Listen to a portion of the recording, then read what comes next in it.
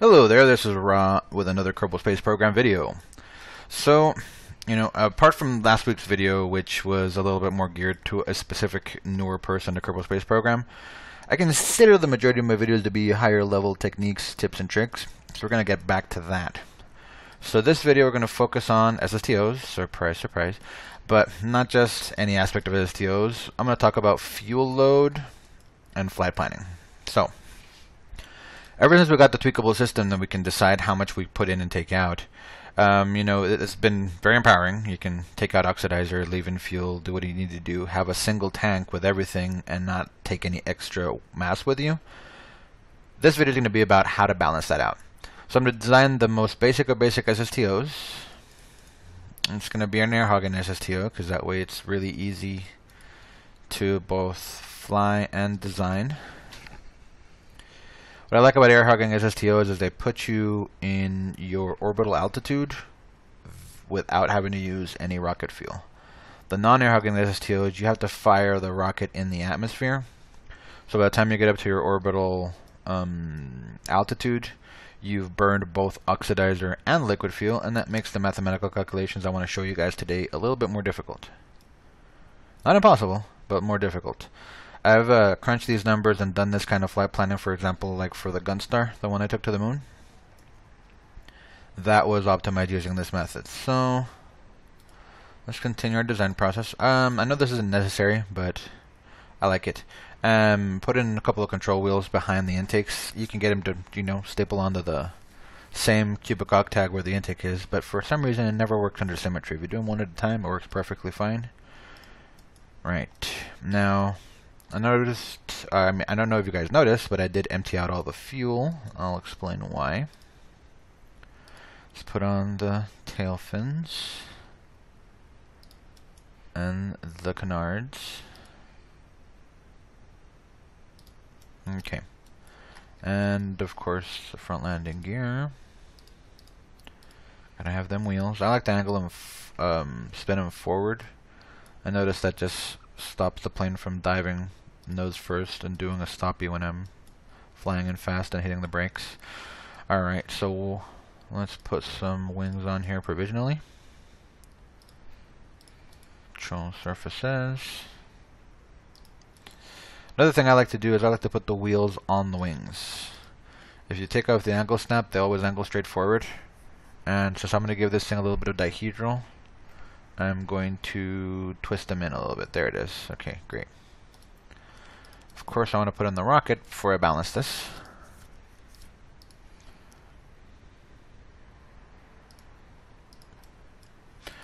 And let's get to balancing. So I balance it empty so that when I do stuff in space with this, I can fly it till it's completely dry and know that I can still coast it back on Kerbal.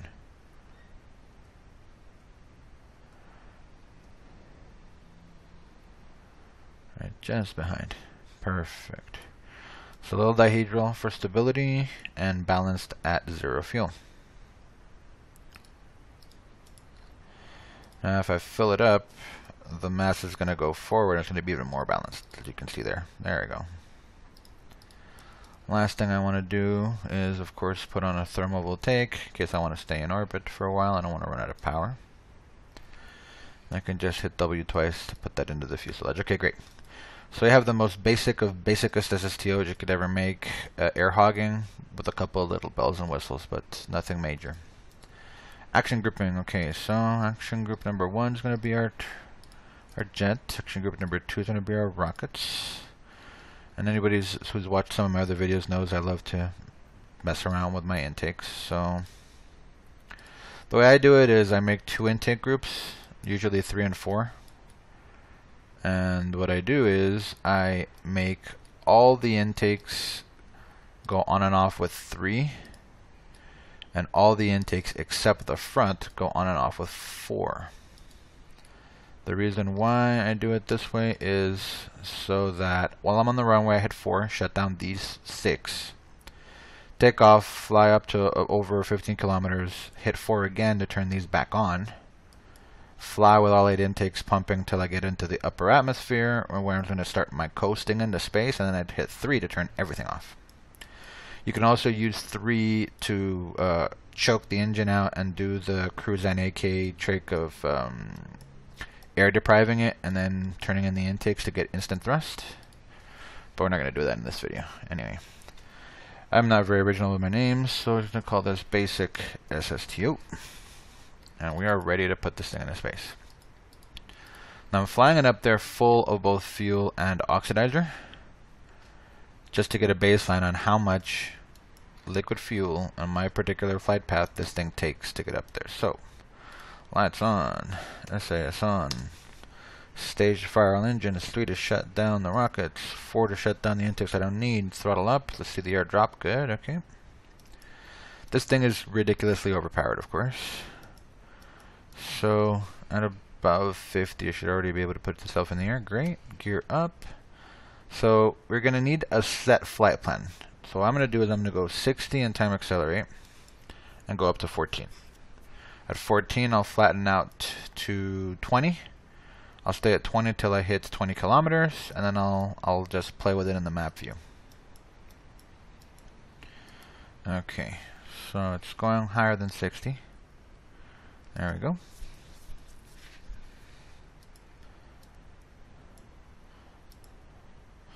Okay, so we're going to make it to 14 kilometers. That's 15 actually. Then I'm going to flatten out to 20. Open the other intakes by hitting 4. And start picking up speed.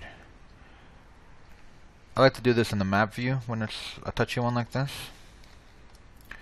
What you want to do is keep your angle of attack to whatever leaves the apoapsis just barely in front of you. You don't want it to drop behind you, which means you're losing altitude, but you don't want it to be too far ahead, which means you're gaining tons of altitude. Another good trick here is to put on 1 point of physics warp. Watch the air intake. See, it's at 35 now. When I physics warp it, since it's calculating that we're pushing through the air faster, it doubles it. Apoapsis is nice. Okay, there we go. I'll run it 1 times physics warp like that, and soon we'll have enough velocity that our apoapsis will shoot around the back of Kerbal. So, oxidizer and fuel, okay. So if we look at the amounts that we had when we left, we see we had 440 oxidizer for 360 of fuel. Doesn't take a lot of math to see that this is a factor of 9 liquid fuel to 11 of oxidizer. So I'm going to need that math later to figure out how much oxidizer I'm going to take off to compensate for the liquid fuel that I burned to get up here. Apoapsis is growing. That's great. Still flying pretty flat. Going to keep this at about 12 degrees. We're losing air intake quick, but it'll be okay. I'm flying almost perfectly flat now. I want more speed than velocity for sure.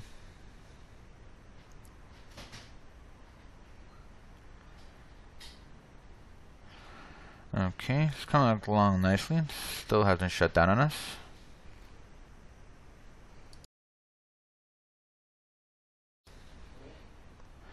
Okay, 60, 70, getting pretty good. Anything above 90 is great, so that's fine. We'll shut down there, take off the time acceleration. Shut down the engine. Alright, 135, that's perfect. Okay. So I'm going to go in here, and I'm going to shut down the engine, hit 3 to shut down all the intakes so we can coast out of the remaining bit of the atmosphere as efficiently as possible.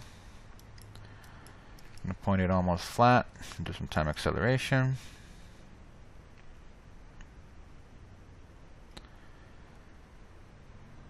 After 60, the drag drops down to almost nothing. After 70, it is nothing. So we're going to time accelerate past 60. There we go, pretty much in the clear. That's not hardly dropping anymore. And halfway to 70. At 70, I already know that I'm in space. Okay, so we'll look at our fuel load. That's up here too. So of our 360, we burned about 79 units. Okay, so I'm going to write that down.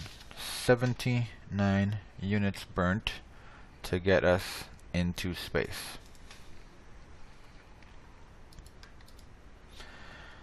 So, as I was saying, 9 units of liquid fuel go to burn 11 units of oxidizer. So now that I know that it takes me about 79 units of fuel to get this thing into where I start to switch over rockets, what I'm going to do is I'm going to whip out my trusty calculator. I'm going to divide 79 by 9 to get into a common unit. I used about 8.777 units of fuel to get up there. I'm going to then multiply that by 11 to come up with 96.5 units of oxidizer. So 96.5 units of oxidizer of what I have here is unnecessary.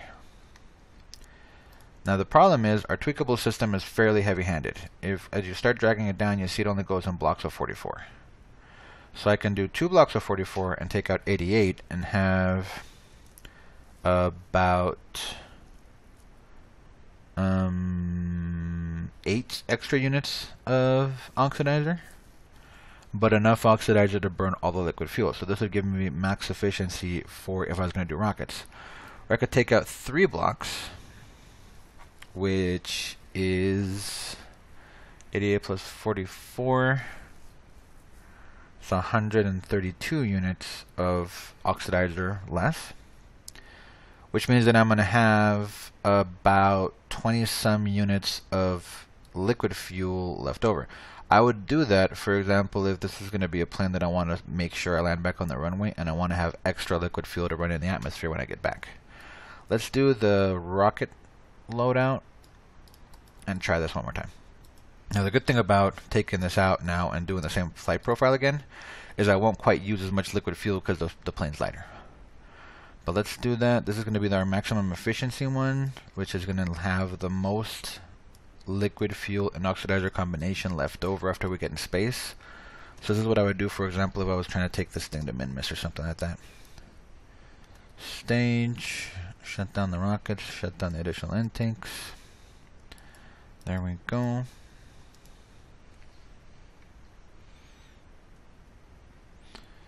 .60 degrees, gear up, and warp.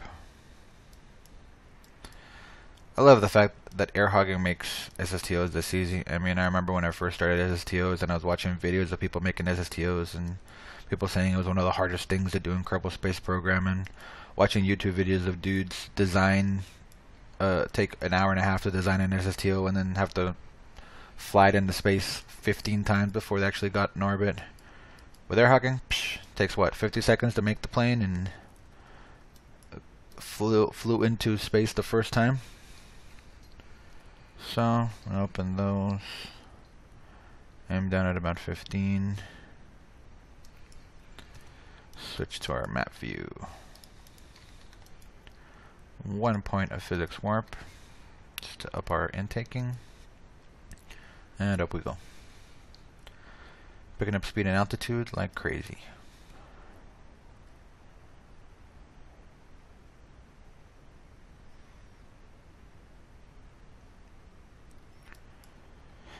Alright, so the fact that it's lighter means we're going to burn less fuel. So the fact that I took a little bit extra oxidizer should actually even it out really well.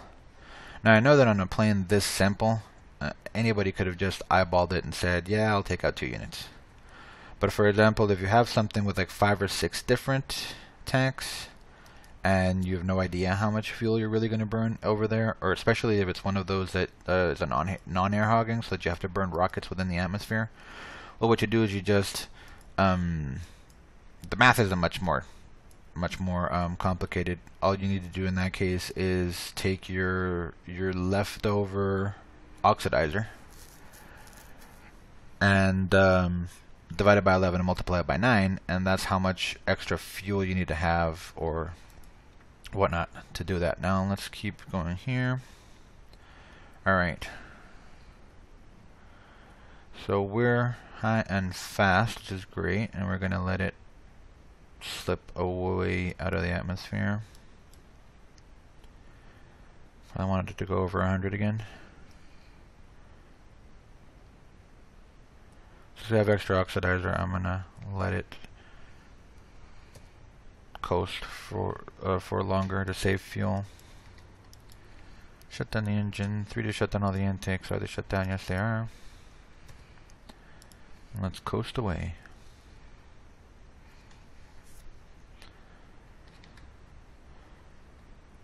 Okay.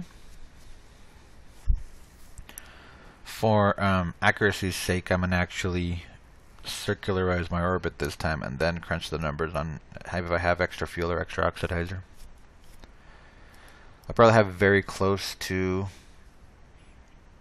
a perfect balance with this build.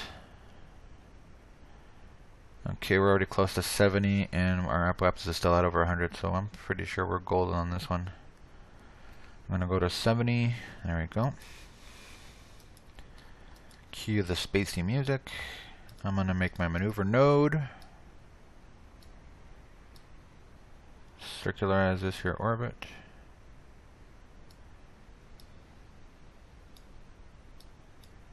I know I'm a orbit perfectionist, I don't know.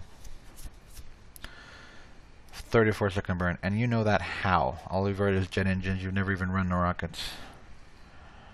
I love how misleading the node system is. Let's actually get an accurate time on this. 17 seconds, sounds good to me.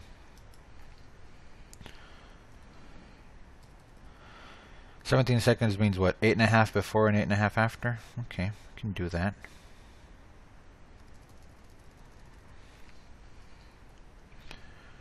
Shut down the engines, full throttle, and we're going to go at 8.5 seconds.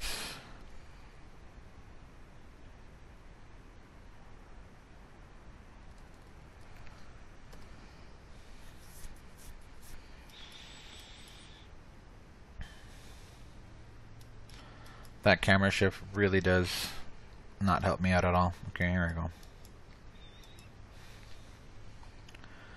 And kill it. 105, 104. That's fine. Okay. So, let's see here. We have now left over 271 units of liquid fuel, which in order to put it into common units, I'm going to divide by 9. And 327 units of oxidizer, which I'm going to divide by 11 to end up with the same factor. Okay. So calculator time, 271 divided by 9 equals about 30.11 units of liquid fuel in the common units. And 327 divided by 11, 29.72. So that is less than 3/4 of a common unit worth of either. So I can say 0.62 is the difference. So I can say 0.62. That means I have either 0.62 times 9. So I either can say that I have 5.5 extra units of liquid fuel, or the flip side of that is I can do 0.62 times 11 to say that I'm short 6.8 units of liquid fuel to have a perfectly balanced rocket now that I'm in orbit. So specifically when you're making your big huge SSTOs, keep this math in mind. Use this technique to balance out your fuel load with just one quick test flight. You can even bring it back down and land it for thoroughness sake if you're that into that level of RPing the game. But that's how I balance my fuel load. I'd love to hear in the comments how you guys do yours. If you just eyeball it, if you do simpler math or more complicated math. In the meantime, this is Ross signing off. Have fun out there.